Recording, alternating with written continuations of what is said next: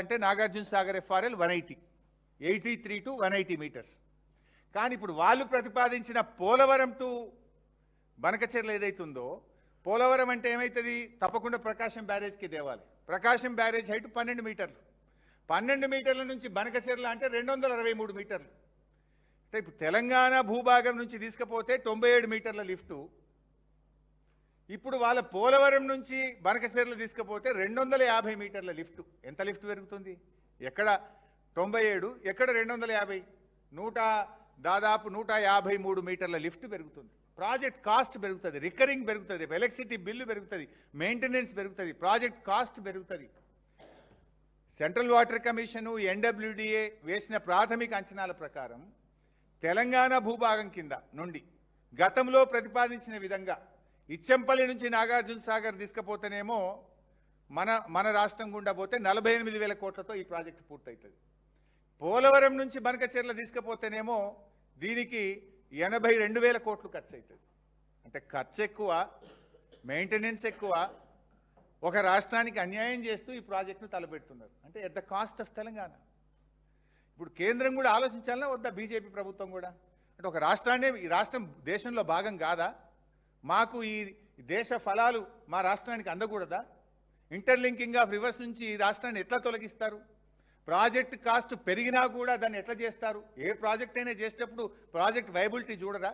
Lowest కాస్ట్లో ప్రాజెక్ట్ని ఎట్లా చేస్తారో చూడాల్సినటువంటి అవసరం ఉండదా?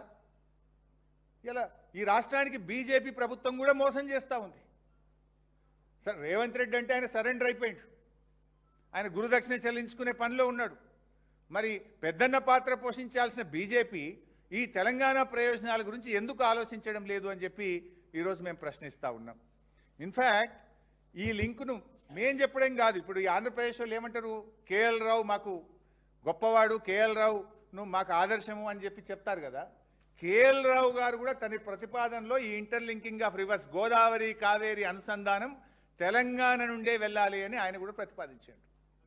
ఇది కేఎల్ రావు ప్లాన్. ఇది ఆ రోజుల్లో కేఎల్ రావు గారు కూడా గోదావరి కావేరి లింక్ అనేది ఇచ్చంపల్లి నుంచి తెలంగాణ భూభాగం నుంచి నాగార్జున సాగర్ కలపాలనే తన ప్రతిపాదనలో కూడా చెప్పారు. అంటే మీ కేఎల్ రావు చెప్పింది వినరు, ఒక రాష్ట్ర ప్రయోజనాలని పట్టించుకోరు, కేవలం ఆంధ్రప్రదేశ్ ప్రయోజనాలే ఈ దేశ ప్రయోజనాలు అన్నట్టుగా ఈరోజు కేంద్ర ప్రభుత్వం కూడా వ్యవహరిస్తూ ఉంది. అంటే ఇవాళ ఆంధ్రప్రదేశ్ యొక్క ఎంపీల చేతుల్లో కేంద్రం ఉండడం వల్ల ఇవాళ ఈ ఇంకొక రాష్ట్రాన్నే మర్చిపోతున్నారు. ఇక్కడ విషయం ఏంటంటే మరి బీజేపీ ఎంపీలు ఏం చేస్తున్నారు మీరు కూడా ఆలోచించాలి కదా. 8 మంది ఎంపీలు, 2 కేంద్ర మంత్రులు ఉన్నారు, బండి సంజయ్ గారు, కిషన్ రెడ్డి గారు.